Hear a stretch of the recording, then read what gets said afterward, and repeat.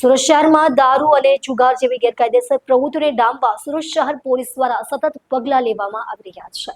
પોલીસે વધુ એક મોટી કામગીરી કરી ભારતીય બનાવટના વિદેશી દારૂની મોટી ખેપ ઝડપી પાડી છે. પોલીસે 72,29,812 મુદ્દામાલ સાથે એક આરોપીને રંગે હાથ પકડી પાડ્યો છે. સુરત શહેરના પોલીસ કમિશનર શ્રી અનુપમસિંહ ગહેલોતના માર્ગદર્શન હેઠળ પીસીબીના ઇન્સ્પેક્ટર RS સુવેરાની દેખરેખમાં કાર્યવાહી અમલમાં મુકાઈ હતી. મળેલ ગુપ્ત માહિતીના આધારે પીસીબીના હેડ કોન્સ્ટેબલ વિક્રમભાઈ વાઘજીભાઈ તથા ભરતભાઈ કોદરભાઈએ કાર્યવાહી હાથ ધરી હતી.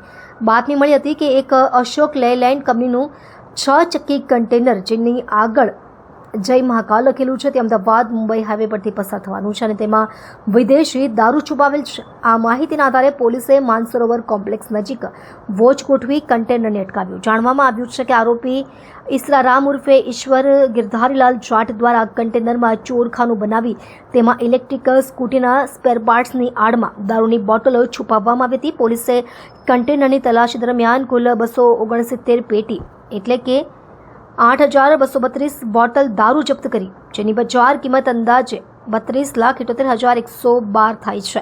આ ઉપરાંત પોલીસે કન્ટેનર ગાડી, મોબાઈલ ફોન, ઇલેક્ટ્રિક સ્કૂટીના 158 સ્પેર પાર્ટ્સ મળી કુલ 72,29,812 નો મુદ્દામાલ કબજે કર્યો છે.